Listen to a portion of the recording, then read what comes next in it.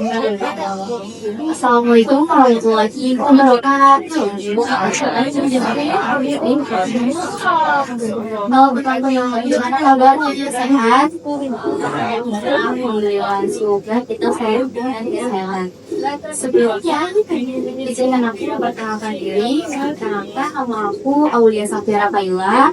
Aku mahasiswi dari ITB Darmamu Indonesia, jurusannya satu manajemen bisnis. Pada hari ini aku akan sedikit menyampaikan materi mengenai mental health yang berjudul mental health sebagai puncak komunikasi yang baik di dunia kerja dan bisnis. Aku mau mulai dengan satu pertanyaan sederhana. Pernah nggak sih kalian nggak rasa capek tapi nggak capek fisik? Pernah nggak? Nah, capek mikir, capek tugas, capek tekanan, atau capek karena banyak hal yang dipikirkan. Kalau capek fisik biasanya bisa sembuh dengan tidur. Tapi capek yang ini walaupun tidur kadang kita lebih kerasa. Nah, ini hubungannya sama mental health, teman-teman. Teman-teman jadi tahu nggak mental health itu apa? Ada tahu nggak? Enggak.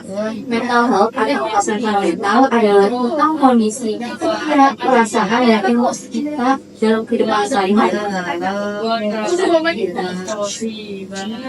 Mental health bukan berarti orang yang bermasalah saja. Semua orang punya mental health, termasuk kita sebagai pelajar. Sebagai pelajar, kita sering menghadapi tugas yang menuntut, tuntutan nilai, perbandingan dengan teman, masalah pertemanan, atau tekanan dari lingkungan sekitar. Semua itu bisa mempengaruhi kondisi kita, sadar namun tidak sadar. Nanti setelah lulus sekolah, kalian akan memasuki dunia kerja atau dunia bisnis. Di dunia kerja, kita akan menghadapi banyak karakter orang.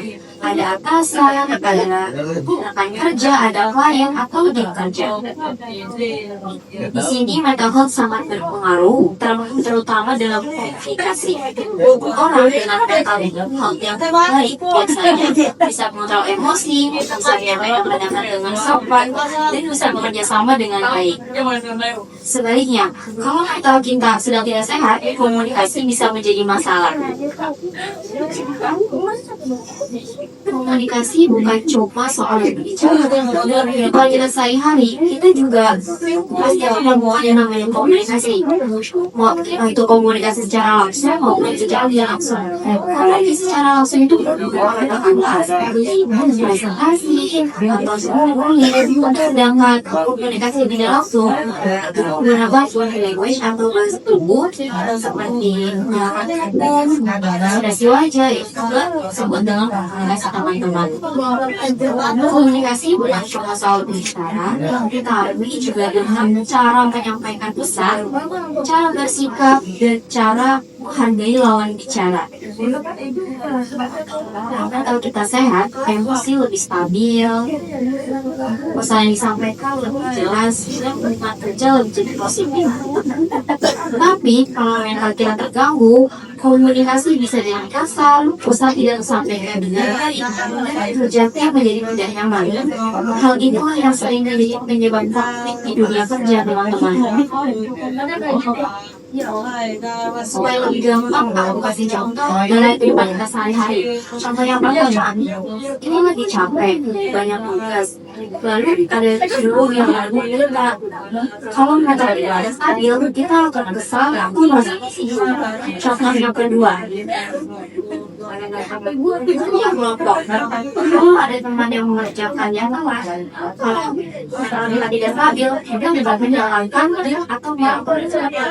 Contoh yang ketiga, bercanda dalam grup, tetapi ternyata teman tersinggung. Hal kecil ini bisa terjadi karena emosi kita sedang tidak terkontrol. Padahal dengan mental health yang baik, kita bisa jadi lebih sabar, lebih dewasa, dan bisa lebih bijak dalam berkomunikasi.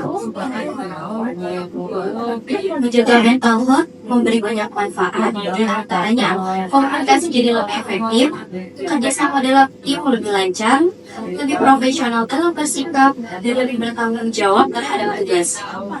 Bukan hanya bermanfaat untuk diri sendiri, tetapi untuk lingkungan sekitar, tim, dan organisasi.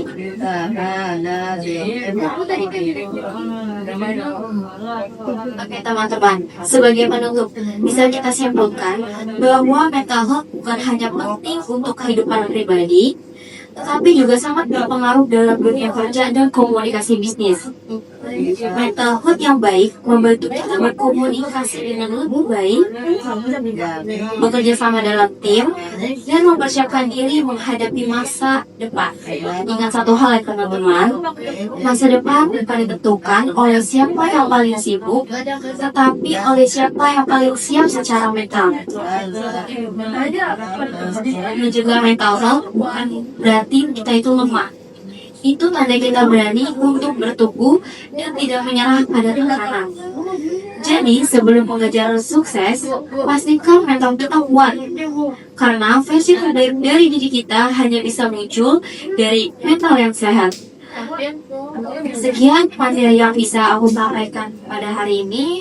Mohon maaf apabila ada kekurangan dan kesalahan. Terima kasih atas perhatian teman-teman semua.